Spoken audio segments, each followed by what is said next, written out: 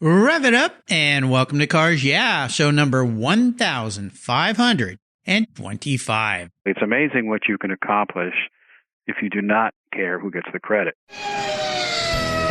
This is Cars Yeah, where you'll enjoy interviews with inspiring automotive enthusiasts. Mark Green is here to provide you with a fuel injection of automotive inspiration. So get in, sit down, buckle up, and get ready for a wild ride here on Cars Yeah.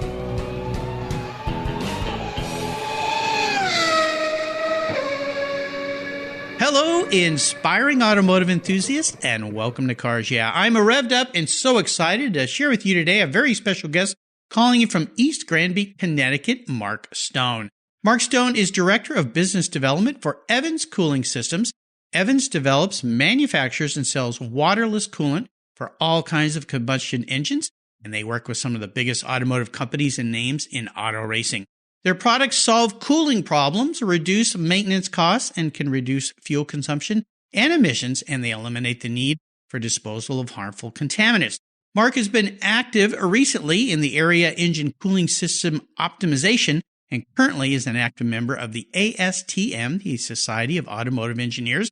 His international experience includes programs and business development activities in Australia, Japan, Singapore, Philippines, India, South Africa, and the UK. And for regular listeners, you'll recall that John Light, who is the Evans Powersports Division Director for the company, was a past guest here on Cars Yeah, and you can find his show on the Cars Yeah website. We'll be back in a minute to talk to Mark, but first a word from our valued sponsors who make Cars Yeah possible.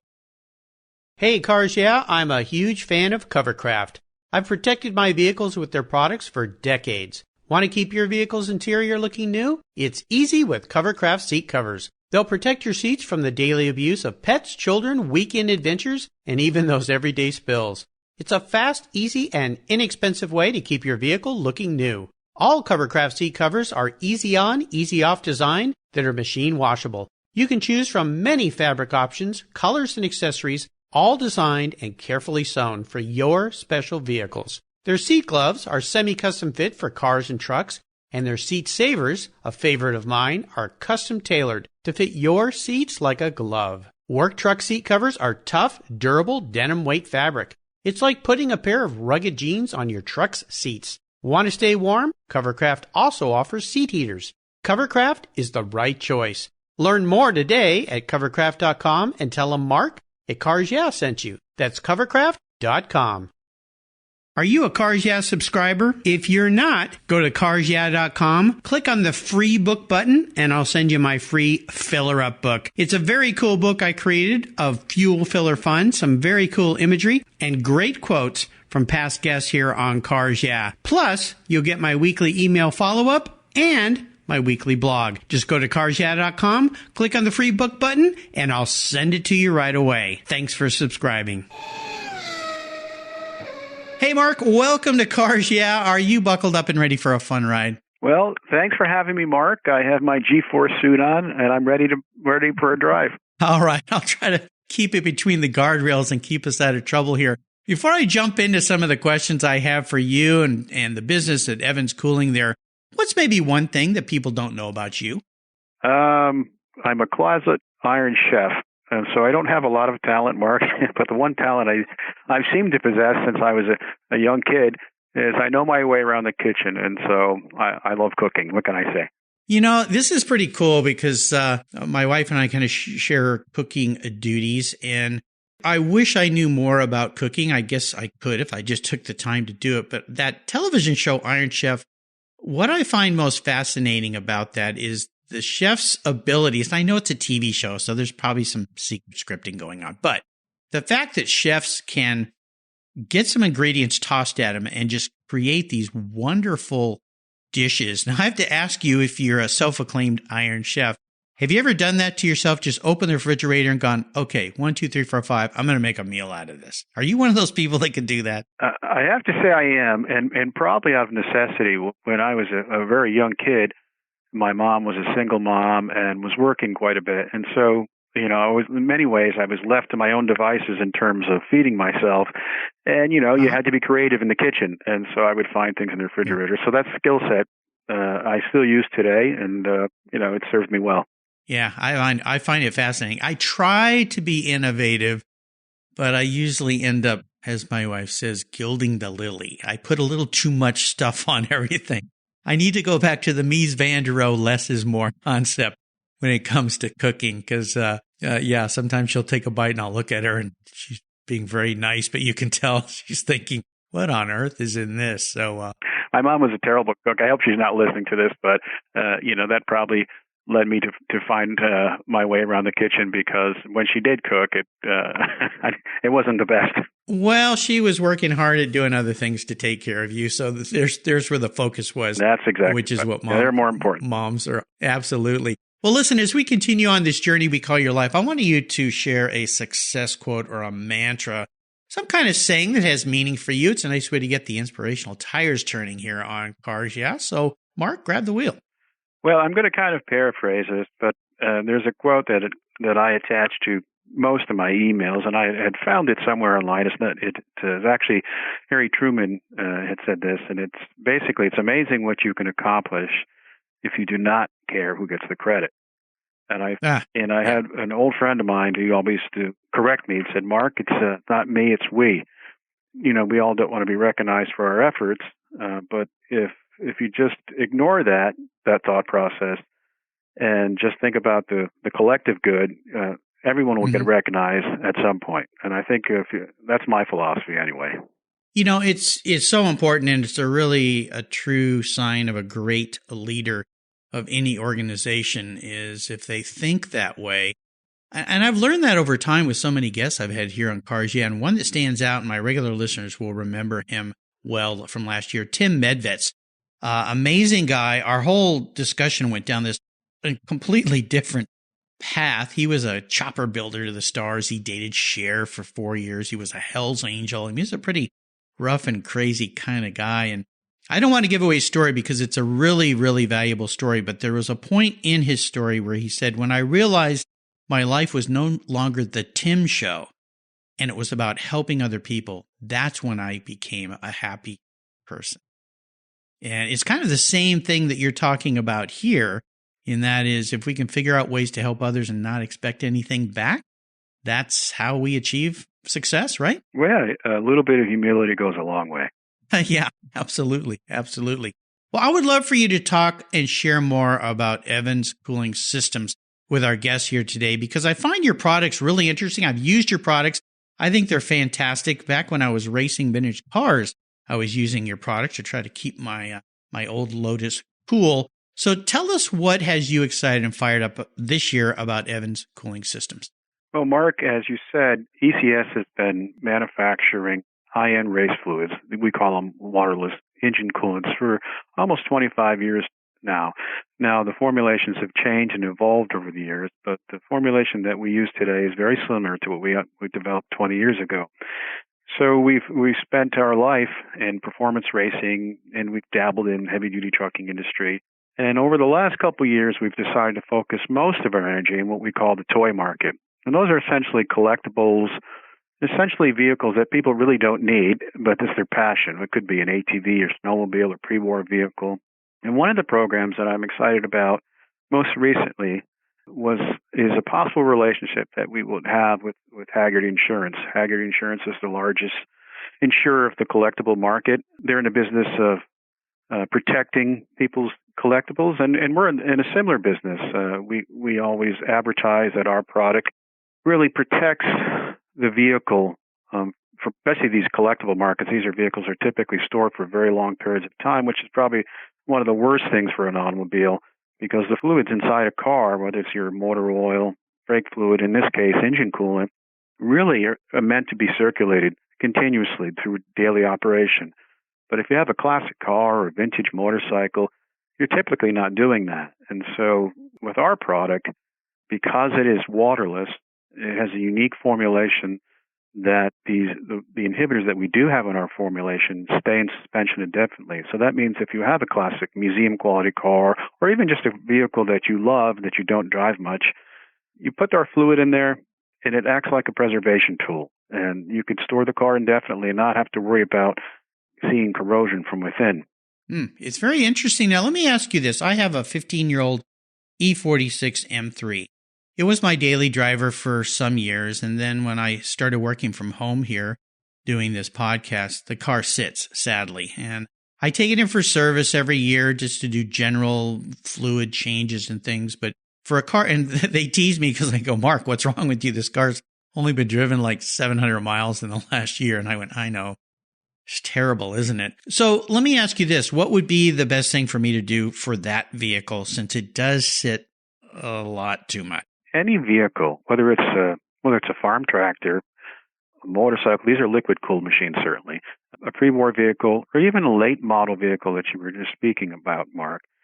If it's a system that is sitting for a long time, what happens typically with water-based mixtures, any antifreeze, I'm not going to pick on any particular brand, but any brand of antifreeze usually comprises of 50% water and 50% glycol and some inhibitors. But what happens is the water pump in your cooling system, whatever it is, your tractor, your bike, your car, is meant to agitate those inhibitors. Now, those inhibitors are put in there to protect against the corrosive nature of water. When those aren't not being agitated, as the case is with a car that's not driven like yours very much, or let's say a pre-war vehicle that's sitting in a garage somewhere, those inhibitors drop out of solution, and what you're left with is very corrosive water. Because Evans is waterless, there isn't any corrosive water in the fluid, so you could park those vehicles for a very long time. So in the case of your car, if you're not going to drive it, the best way to preserve that from within is really to do the conversion. Essentially, you'd be draining out your cooling system just like you would normally would if you were changing out your antifreeze. This is a little bit more involved in that we sell a prep fluid. It's a fluid that helps prepare the system to put the waterless coolant in. So essentially, you're going to flush the system, get it up to temperature, drain it, and fill it up with the Evans waterless product. Once it's filled up, you'll check for leaks, and that's about it. That's really all you need to do, and you have a lifetime of protection for this vehicle. You have anything for my older Porsche? Well, it's oil cooled, basically. If it's air cooled, unfortunately we don't. Many of the old Porsches are air cooled, so I'm not sure. But no, we certainly don't. And just on a related note, if you look at a lot of military operations, and I was in the military for about 15 years, many of the equipment that they have, I'm talking about motor vehicle equipment, it's mothballed, and it's used for deployments. Same thing. There's a readiness period. And the readiness period is not because they're not ready to ship those equipment to a disaster zone. It's because they have to take the equipment out, change the oil, the lubricants, the coolants, because those pieces of equipment may have been sitting there for a very long time, and they start to break down. So that's the challenge with vehicles that are not driven or stored for very long periods of time. And we just have, I think I may have mentioned this to you before, but I don't even use Evans in my daily driver because, quite frankly, water-based antifreeze does the job. I drive it enough. But for vehicles that are associated with the toy market and vehicles that aren't utilized a whole heck of a lot, this is really a very good product with regard to preserving those vehicles. Now, are there other products that you guys provide, or is that the primary product? All we do, Mark, is engine cooling. So we do have various formulations depending on the application. We have a Powersports coolant that is used for ATVs, snowmobiles, side-by-sides, UTVs, dirt bikes. We have a high-performance coolant, which is typically used anything from pre-war vehicles to hot rods to light-duty diesels, muscle cars of the 1950s, 60s, and 70s, and so forth. And we have a heavy-duty formulation, which is typically used for large stationary engines and heavy-duty trucks. These are typically engines that have wet-sleeve liners. So, and we have a few ancillary products. We have a chemical flush for cleaning systems prior to using our product, and then what we call a prep fluid. And this is a fluid that prepares the system and helps absorb the residual water from the previous fluid that you had in your whatever you happen to be driving. Very cool. Well, aside from those listeners right now that are typing emails to me saying, for goodness sake, Mark, get out, drive your car. I know. I need to do more of that. I'm just, you get stuck here and trying to provide everybody with some inspiring messages from some fantastic guests, but I do need to get out and drive a little more. I did some of that this weekend, so I will try to do that. But I like the concept of this. I think I might talk to my mechanic about switching that over in the M3. I think that might be a good idea because that car does sit more than it should. And then if you ask my wife, whenever I do run errands, I always take her car He goes, why do you always take my car? Your car's right there. Like, well, I'm preserving my car. I love my car. I want it to be around for a long time. Okay. Thank you, dear. Yeah, I can hear her talking right now. Well, let's take a look at some of the roads you've driven down. And by the way, I want to thank you for your service to our country. I know you were in the military for quite a while. Thank you very much for that. I want to talk about some of the roads you've driven down and have you discuss a big challenge you faced or maybe even a failure along the way. The most important thing about this question, though, is, of course, what was the lesson learned? So walk us through that time and then tell us how that experience helped you gain even more momentum as you came out on the other side. Well, I've been, I'm thinking about this question, and I think for me, this was about 20 years ago. I was not in the automotive industry, and I was working as a regional director for a large freight service. And as part of my responsibilities is I had to provide training, and I would have to get up in front of large groups of people and essentially give a class on a particular subject. I was extremely scared, frightful of that, because I never had done any public speaking. I remember talking to my boss about this, and I said, his name was Jim, and I said, Jim, I'm just not suited for that. I'm a bit of an introvert. If you ask my mom, I've been a very quiet kid my whole life. I'm just one-on-one conversations, but one against 200 or 300 individuals sitting in front of you looking for guidance from me. That's a little bit challenging. And he understood, but he said, this is part of your responsibility. You have to find ways to get around that. And so I thought about it, and I went down to a local community college, and I remember this, and I took a drama class. And I remember as part of the drama class, you had to do a monologue. And so you'd have to rehearse whatever that was. I mean, David Letterman, folks like this, they would do a monologue every night, but it's a monologue, and you would do it in front of all of the other drama students as well as the professor. I remember doing that the whole semester, and I did many, many, many monologues. And the first were terrible, and the other ones were much better. But one thing that it did help me is to calm my nerves, because the first time you get up there, you're shaking, I started sweating. But the last time, I got more and more comfortable. I felt more and more comfortable, and I felt more confident that I could actually deliver something in front of people without having a panic attack. And to this day, I'm still a little bit nervous, if I'm being honest with myself, about speaking in large groups. I still get a bit nervous, but those exercises and the things that I learned from that drama class, I'm working with the professor about public speaking, is really helped me today, because I have to provide training. I do presentations. Sometimes I'll be called out if we're approaching a large vehicle manufacturer and we have a technology. I've got to present that technology to a team of engineers there who have a lot of questions, and you have to be on your game. Otherwise, if you can't understand something, you can't convey that, then you can't really sell that to them. So those lessons that I learned in that drama class 20 years ago has really helped me today. So that's, if you're asking me, that's the best story that I think that I could come up with. It's a great story, and I commend you for taking that approach, because most people say, I'm going to go take a speaking class, or maybe go to Toastmasters and get up in front of people, or anything like that. But to take a drama class, to me, that's taking a whole nother step, because I would assume during some of this, you have to become something you're not as well. Instead of just speaking, you have to become a person, a personality, or whatever it might be, which adds a whole nother dimension of challenge to that. I read once where people have a fear of speaking in front of large groups, even more so than death. How could you fear that more than death? But I understand. I get invited to do keynote speeches in front of groups, and the first time I did the first time I did this podcast, I would say I was terrified, but I was very nervous because I wanted to do a good job. More importantly, I wanted to represent my guest really well. Rick Cole Auctions was my first guest, and I remember that whole thing. I go back and listen to it now. I'm like, oh gosh, I was so bad. But the key thing you said there is you got to just practice it. It's seat time, like racing. And just get out there and do it. And I think what most people will find, if anyone listening there is facing this challenge, Mark, you've given us an awesome idea there. Go take a local drama class, because if you look at even some politicians, those that speak well and those that don't, the ones that speak well are almost like acting. Maybe they are acting. They probably are all acting.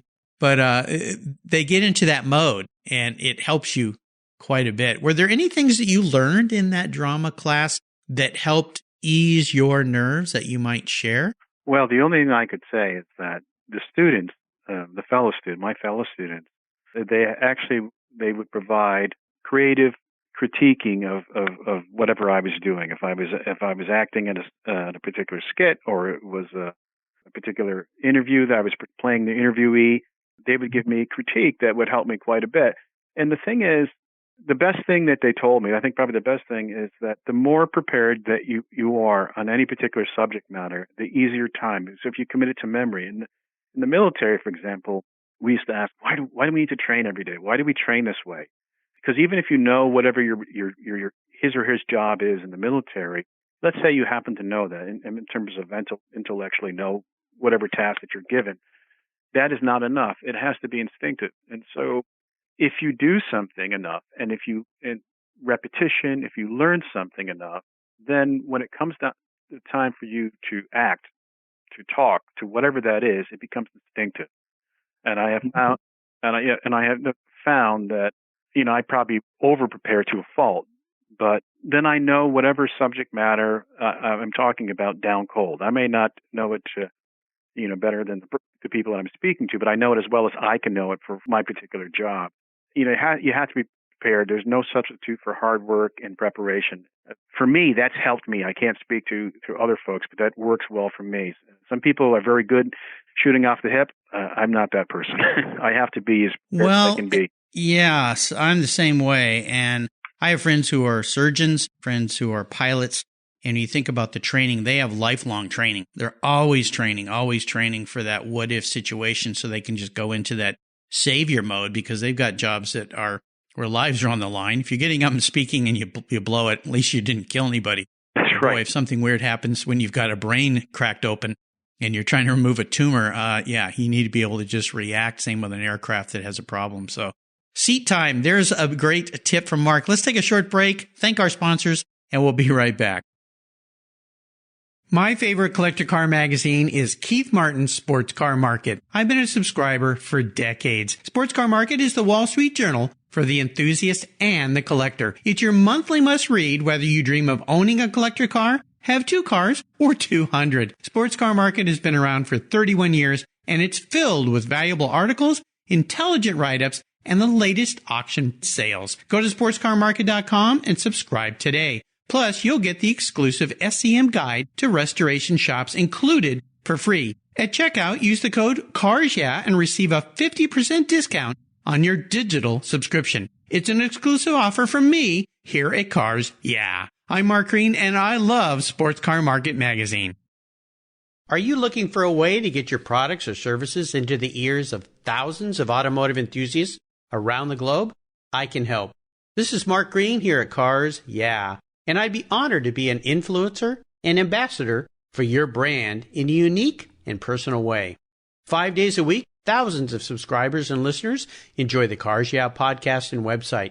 Contact me today and I'll show you how at mark@carsyeah.com, or connect with me through the Cars Yeah website at carsyeah.com. If you're listening to Cars Yeah, you've probably spent some time working on your favorite ride. But how confident are you working on your finances? You may be able to rebuild a fuel injection system, but can you decipher the details of a mutual fund? If you're like me, investments, insurance, annuities, budgeting, and other financial concepts may seem a bit daunting, but what if I told you there's a book that describes these subjects and more in an easy-to-read and a very humorous way? My friend Chris Kimball, CFP, a longtime sponsor and past guest here on Cars Yeah, has written that book, and it's titled The Saga of Ike and Penny, a couple's humorous journey through the confusing world of finance. It's a fun look at things you need to know, everything from investing to effective ways to get rid of credit card debt, and it's probably the only book on finance with a VMAX on the front cover and a classic Mini Cooper on the back. The book's available at Amazon for just $10, and this book will dramatically improve the direction of your financial future. I gave copies to each of my children. All securities are through Money Concepts Capital Corp. Christopher Kimball Financial Services is not affiliated with Money Concepts Capital Corp. Get your copy, The Saga of Ike and Penny, today.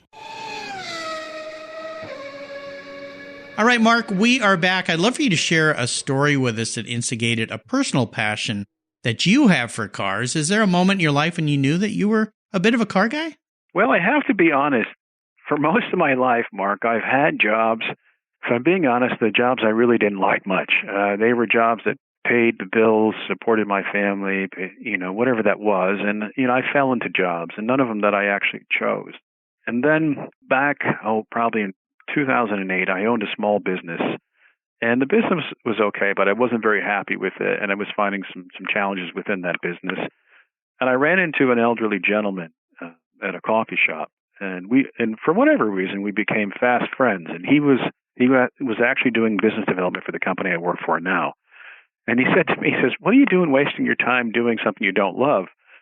And I said, "Well, because I need a paycheck." And he said, "Well, you'll find a paycheck, but you have to, you need to have a passion about what you're doing." So long story short is I decided not too long after that to sell my business and come work for these folks that I work for now for really no money, because at that time they had no money and they had other situations. They were raising money, capital to get the business going again. And eventually, I started working for these folks. Now, I didn't know anything about cars other than I liked cars.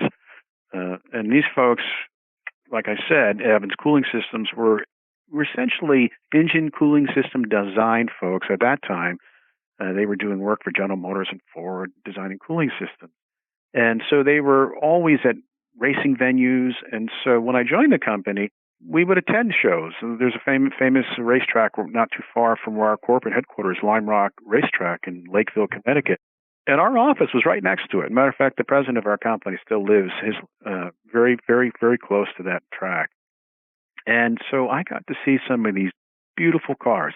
But the story that I can think of is the president and I were traveling out to visit a heavy-duty truck manufacturer out in Indiana. And he's a car enthusiast as well. And he said, "Mark, I'd like to stop by the Auburn-Duesenberg Cord Museum in Auburn, Indiana." And I said, "Okay, Tom." And so we took a ride over, and we went through the museum. And these cars were some of the most beautiful cars that I'd ever seen. And the craftsmanship and just the smell of the inside of the car was just for me was just the best thing I'd ever imagined in terms of classic cars. And so when we got back to the office there, I started thinking about the classic cars and my job here. And I was thinking about my friend Lloyd, who was the one who convinced me to come work there, who had passed away just not too long after that. And how right he was. And so that was back in, January of 2009. And here we are, we're in March of 2020. And when my friends ask me, they say, "Well, you have the coolest job. You attend drag racing and collectible, large classic car shows, and, where you're surrounded by some of the most beautiful cars, Pebble Beach and Napa Valley Racetrack, things like that." And they're right. It's a great job. It's a great industry to be in. The people are passionate about what they do. And, so I feel very grateful. Now, I'm 55 years old, and it took me until my mid-40s to find that passion. But, I'm very grateful for that opportunity, sir. Yeah, you found it. So welcome to the club, I'll say to you, which is pretty cool. I've had two people from the Auburn Cord-Duesenberg Automobile Museum on the show, Brandon Anderson, who's their executive director, who was on the show pretty recently, and then Ethan Bowers, who's the archives manager. I've not had the pleasure of attending that museum, but it is spectacular, isn't it? I mean, just the building in itself is cool, and then you've got all those cool cars inside. Well, if you walk in, it's almost as I don't know when they shut it down, but let's say the 1930s or something. It almost looks like it's a time capsule. When you walk in there, it is almost like they got off work that day, the factory workers, the executives, and then they never came back. Everything is just left the way it was. Right. It's really pretty cool. Yeah, fascinating. Well, is there a first special vehicle in your life that you'd like to share, since you're late to the party here, but you're at the party? Yeah, no, I did have, but back in high school, I had a car that I bought myself. Wasn't much to look at, but I had purchased a 1975 Trans Am. And that's pretty darn cool. Yeah, it was. You needed a lot of work, And but it was, it's one of those cars where I would sit in it more than I would drive it, because it needed so much work, and I was a kid that didn't have a lot of money other than I had a job certainly, but it needed a lot of work. But anyway, it was I still think about that car and wish that I had it still. Yeah. Did it have the big eagle on the front hood? It did. Oh, well, it was red with the big yellow eagle on it. So it was. Wow, that's pretty darn cool. You surprised me with that, saying that you weren't that much into cars back then, and then you end up with that. I mean, that's a pretty bold statement right there. Let me just say, along with that, Mark, I had that car, and then it became apparent after a short while that I couldn't afford to keep that car. So what I ended up with was a 1975 Dodge Dart with a slant six. Oh gosh, yeah, that's quite a shift. Yes, it was. So my cool rating amongst my friends dropped significantly. Yeah, the girl dating group just kind of diminished pretty darn quick there. Most definitely. The slant six sounds like a washing machine when it's running on spin. I understand. My first car wasn't that special, for sure. Certainly wasn't a Trans Am, but yeah, it was kind of just a plain Jane grandma car, as they call it. Well, how about this? If you woke up tomorrow and you were a vehicle, if you were actually manifest as a vehicle, what would you be and why? I think for me, a pickup truck. Probably, I'm one of those. I'm not flashy, but I believe in a lot of hard work, and so I don't slow down much. If you ask my partner there and my kids, they'll say the same. Dad, you never sit down. And I'd be a 1980 Chevy 1500 work truck if I was a vehicle. I just keep working and working, and I might not find the most expedient route to accomplish what I want, but through sheer will, I just keep at it. And I think you'll keep at it. And so I think I would consider myself a work truck. There you go. Oh, that's not bad at all. I'm going to upgrade you to my neighbor's car. He's got a Ford Raptor. Yeah. So since you say you don't sit well, he let me drive that thing a few times, and that thing doesn't sit well. It likes to get up and go. So I'll upgrade you to a Ford Raptor. How does that sound? Yeah, very cool. All right, we're up to the last lap. I'm going to fire off a series of questions and have you give us some very quick blips of the throttle, that Raptor throttle or the pickup truck throttle answers. So here we go. What's one of your habits that you think has helped you along the way, contributed to your success? Sheer tenacity, Mark. Just I don't take no, and I just keep going. There you go. How about if I could wave a magic wand and arrange for you to have a meal or a drink with anyone in the automotive industry, living or deceased? The two brothers, the Tapper brothers from the Car Talk guys. Oh, yeah. Okay. Very cool. That's the first time anybody's mentioned that, which I'm really, really kind of surprised. That'd be fun. How about the best automotive advice someone else has given you that you could share? Be practical. Always take risk versus reward. I'll give you an example. My son's got a BMW 3 Series that I told him not to buy. He's in college now. Well, he's home from college because of the situation with the virus, but that car is always in the shop. And I said, why don't you buy, this is back before he bought it. I said, why don't you buy something that's more practical? But, he's a young guy and he wanted to buy something more sporty. So it's easy to say that, but, you have to risk versus reward. Be practical. Yeah. Well, it is good advice. I'll tell you, though, our son, his first car was a 328 Ci BMW 2001. That car was awesome. He had it all through high school, drove it to school every day. Then he went off to college, East Coast, but he'd come home the summers and drive it. I drove it quite a bit because I like driving it.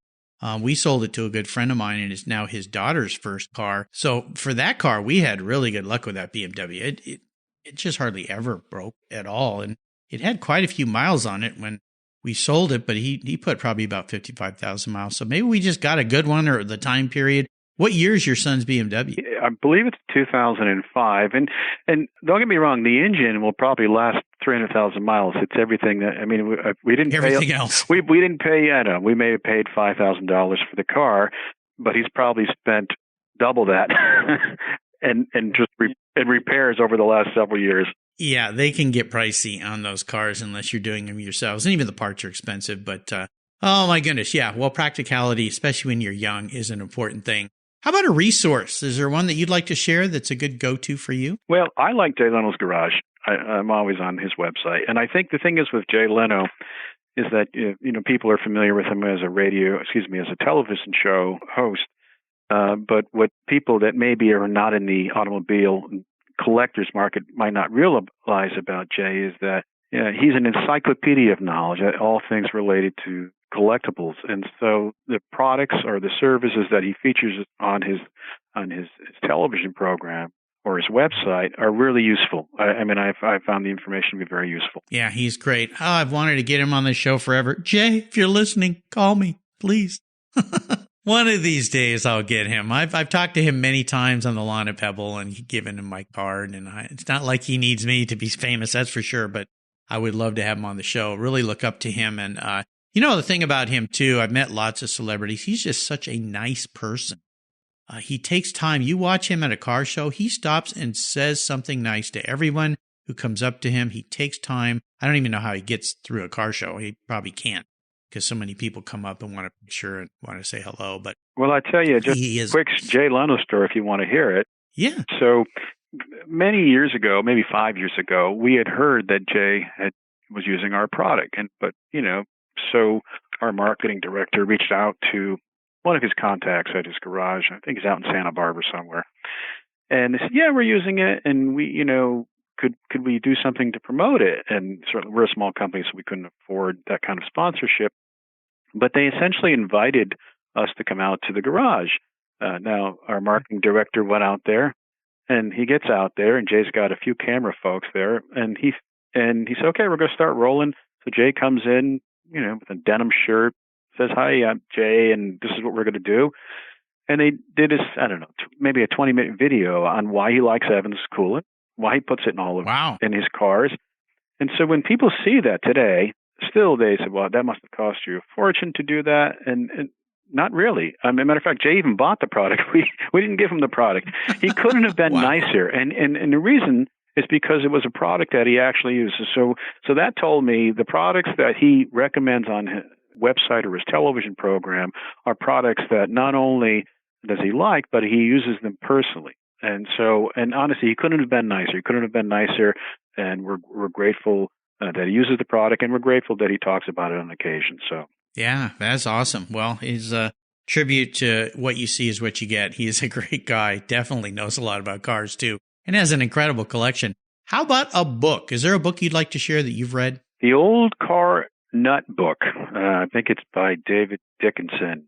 Yeah, David he lives up here in the Northwest. He's about 10 minutes away from my house. I've actually been featured in one of his books, which is kind of cool. Well, I like it because it has you can have this avid collector that may own 200 automobiles, or down to this one individual who has an old car in his barn. So there's stories about why people are passionate about his or her car in terms of if they have one car or if they have 100 cars. So I thought I read that. It was one of the few books that I've read about as it relates to automotive enthusiasm. Yeah, David's an old hot rodder from the Pacific Northwest. He's a great guy. I met him years ago, and he's done a series of books. I think there's 4 or 5. There might be more. I'm sorry, David, if I messed that up. I'll put a link to that book on Mark Stone's show notes page, or to all of his books, actually. Yeah, I was very humbled when he asked me to write a story for one of his books. It was about a trip my son and I took in a car that I bought. 1,408-mile road trip. We drove back up the coast, West Coast, in a little car that had no top, no heater, no radio. It was a really fun trip for sure. Well, we're up to the checkered flag here, Mark, and this last question can be a bit of a doozy. I'm going to buy you a collector car today. Anything in the world, something fun for you to go out and enjoy. But there are a few rules. One is it's the only collector car you can have. I want you to drive it, so don't just park it and admire it. I want you to go out and have some fun. And you can't sell it to buy a bunch of other toys with or finish off paying your son's college with that car. You need to keep it and enjoy it. So that little trick's off the table. What can I buy you today? Well, it's funny that you say that, Mark, because about 6 months ago, I sent my son an email. And my son is a finance major. And I said, Ben, when you become a successful stockbroker someday, and I sent him a link, this is the car that I'm interested in. And it's a 1973 Jaguar E-Type Roadster. And I just, for whatever reason, I think it's one of the most beautiful cars ever built. Just the lines, I've sat in one before. I've never driven one. But if you're asking me which car I would buy, with all the money in the world, that's the car that I would buy. Well, you picked something near and dear to my heart because that's probably the second car that set off my passion for cars. The MGTC would be the first because my dad had one of those cars, so that became pretty important to me. But my first Matchbox by Lesney was not the Roadster, but the coupe, but it was a Jaguar XKEE type. But the 73 is really fascinating to me because when I was a kid, I had a detailing business, and one of my clients had a 72 with the V12 in it. Now, those are the Series 3 cars, so that's as things had evolved, and some of the purists like the Series 1. They're a lot more raw, and they don't have the big V12. But I got to ride my bike down to South Mission from La Jolla, California, and drive his car back to my house and detail it. It's just so delightful. It was so cool. I was a 16, 17-year-old kid to see that big hood in front of me and hear the V12 engine. And the only thing I didn't like about that car was cleaning those wire wheels. It took me forever. I'd take shoelaces and dip them in soapy water and wrap them around each little wire and go back and forth. And that's why he always tipped me well. He goes, I don't know how you get these wheels so clean, but my goodness. And I said, well, that's why I had your car for 5 hours. You picked a pretty darn nice car. I'd be thrilled to drive one of those back there to Connecticut and park that in your garage. That would be pretty darn nice. So, yeah, Sonny boy, get to work, finish your college, so you can buy Dad that E-Type because he deserves it. Yeah, that's very nice. Mark, you've taken me on a fun ride today, a very cool ride today because we've kept the cooling system cool in our cars today. I want to thank you for sharing your journey. Before I let you go, could you offer us one little parting piece of wisdom or guidance before you rip off into the beautiful hills in that beautiful E-Type Jaguar? Well, I was thinking about this, and the only thing I can say is that my son, about 6 months ago, was asking me this question about something to the effect, hey, Dad, how do you know when something's right or if it's not right? And so I had thought about it. I wanted to say something really profound, and I don't know if this is profound, but this is what I had come up with. I said, we all have this unique voice. Some people call it your navigational compass. Some people call it your conscience. And some people even say it could be God speaking to you. And I said to him, just realize that voice is unique to you. And your voice is your voice. And it's not the same as your dad or your siblings. And so you have to trust that voice. Furthermore, it's always been my experience when I've ignored that voice, it's typically not a good decision. And here's the trick. When you're sitting across the table or across the aisle, especially in today's heavily partisan politics, you don't know if the person sitting across from you is listening to his or her voice or ignoring their voice. So the only thing you can do is to give them the benefit of the doubt. And I think if you looked at life, at least that's how I look at it, if everyone looked at life a little bit like that, there might be a little bit more harmony in daily living. And I've tried to apply this to relationships, religion, whatever that is, and we have to trust that internal voice and try to listen to that voice. And that voice, if it's right for you, it's right for you. Yeah, very well said. It's very appropriate as well. And I know for myself too, whenever I've ignored that voice or that gut feeling, whatever it might be, typically it's ended up not so good. Listen to that voice, wherever it comes from. It's true to you. Very well said. How can people find out more about Evans Cooling Systems? Well, you can follow us on Instagram and Twitter and Facebook, certainly, but you can visit it. We've got a fantastic website. It's very interactive friendly. It's www.evanscoolant.com. And there's a lot of great information. We have many, many videos on YouTube on how to do Evans conversions from motorcycles to we've done Ferraris, we've done heavy-duty trucks. So there's a lot of great information out there, and I would invite all of your listeners. And certainly, we also have a tech line. You can email us or call us if you have an engine build or a classic car restoration that you have questions about as it relates to cooling systems. We're data purists. That's what we do in terms of cooling systems. There's nothing that we haven't heard, and we invite anyone to give us a call, even if you want to just chat. If you don't want to buy the product, that's fine. We're happy to help you with your project anyway. Very cool. I'll make sure I put a link to those on Mark's show notes page. Just go to carsyeah.com, type in Mark Stone, and that page will pop up. I would encourage you. I've used this product, and it works really, really well. Like I said, I used it on a race car. I think I'm going to start using it in my street car, too. But again, those of you writing me emails saying, drive more, Mark, I get it. I know. I will do my best. Hey, thanks for spending some time with us today, Mark Stone, for your expertise and for sharing your experiences with our listeners. Until you and I talk again, I'll see you down the road. Thanks again, Mark. You're welcome. Hey, Cars Yeah listeners, this is Mark Green. If you love the Cars Yeah podcast, I have something new for you. I've teamed up with Keith Martin, a collector car market expert and the editor of Sports Car Market magazine, to create the Buy, Sell, Hold podcast. Buy, Sell, Hold is the essence of collecting. Together, we take you on an educational ride into the collector car market, talking with industry experts, helping you navigate your collector car journey so you know when to buy, sell, hold. We talk with seasoned experts who buy, sell, and hold investment vehicles, and they'll share their insider secrets on how they make their buying decisions when it comes to making these important investments. You'll find the Buy, Sell, Hold podcast on the Cars Yeah website, on the Sports Car Market website, and if you're a podcast app subscriber to Cars Yeah, Buy, Sell, Hold will come right to your mobile device, just like the Cars Yeah podcast. Automatically. Join Keith Martin and me on a great new venture on the Buy, Sell, Hold podcast today. Thank you so much for joining us on today's ride here at Cars Yeah. Drive on over to carsyeah.com to find show notes and inspiring automotive fun.